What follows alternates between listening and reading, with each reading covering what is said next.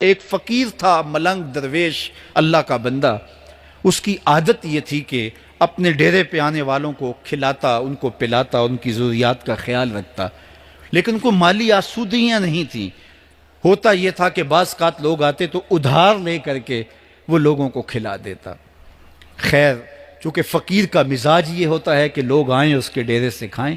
بابا بلے شاہ نے بھی کہا تھا نا، اٹ کھڑک کے دکڑ وجے تتا ہووے چلہ، آن فقیر کھا کھا جاون راضی ہووے بلا. یہ فقیروں کا مزاج ہے. تو جو بھی آتا اس کے ڈیرے سے کھاتا، اور وہ ادھار اٹھا اٹھا کے لوگوں کی ضروریات کو پورا کرتے رہتے.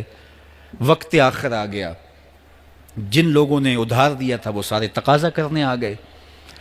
اب بابا جی کو کیا فکر لاحق ہے کہ یہ میرے مہمان ہیں اور میں ان کو کچھ پیش کرنے کی صلاحیت نہیں رکھتا.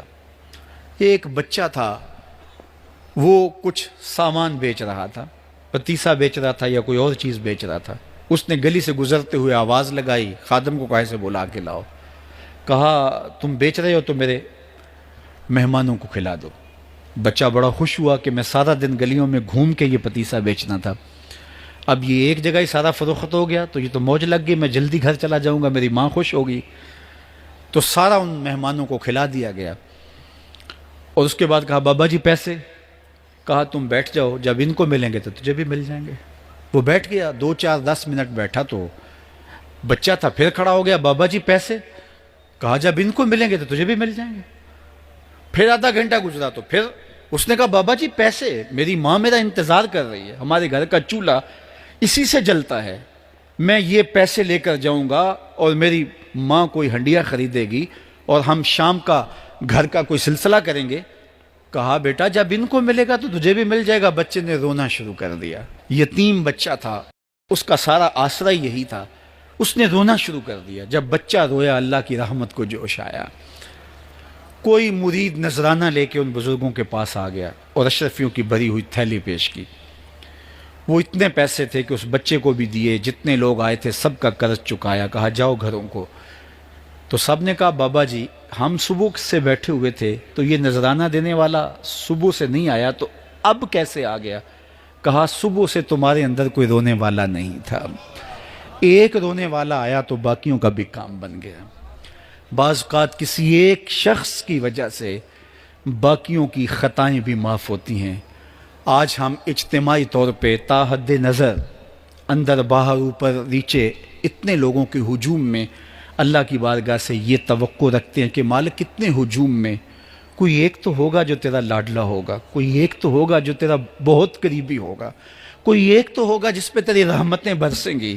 تو مالک اس کے صدقے سے ہماری خطائیں بھی معاف کر دے، ہمارے گناہ بھی معاف کر دے. کوئی ایک رونے والی آنکھ مل گئی تو باقیوں کا بھی کام بن جائے گا. اٹھ فریدا ستیا تے میلہ ویکھن جا، وت کوئی بخشیا مل جاوے تے تو ہی بخشیا جا. میرے مالک ہم سب کی خطائیں معاف کر دے، ہم سب سے درگزر فرما اور ہم سب کے باطن کو ستھرائیاں دے دے، ہمارے اندر کو پاکیزگیاں دے دے. بہت وقت میں نے اور آپ نے صاحب گزار لیا، تیزی کے ساتھ زندگی بیت رہی ہے. میں اگر اپنے آپ کو دیکھوں تو میری زندگی کتنی بہاریں کاٹ چکی ہے. اگر آپ اپنے آپ کو دیکھیں، کوئی 60 سال، کوئی 20 سال، کوئی 25 سال، زندگی تیزی کے ساتھ گزر رہی ہے. بندہ جب سوچتا ہے کہ میں 40 سال کا ہو گیا ہوں تو آگے میری زندگی کے اگر 30 سال بھی ہیں تو 30 سال تو کافی ہیں، لیکن وہ پیچھے اگر پلٹ کے دیکھے تو 40 سال یوں گزر گئے جس طرح چٹکی بجائی جاتی ہے. جب چٹکی بجانے کے وقت میں 40 سال گزر گئے محسوس ہوتے ہیں، تو جو باقی 30 سال اگر ہوئے بھی وہ تو گمان ہے میرا، وہ تو گمان ہے آپ کا. ہمیں تو ایک سانس کا بھی نہیں پتا. پوچھا گیا زندگی اور موت کے بارے میں کیا خیال ہے؟ کہا فجر پڑی ہے، پتہ نہیں ظہر پڑھ سکیں گے یا کہ نہیں.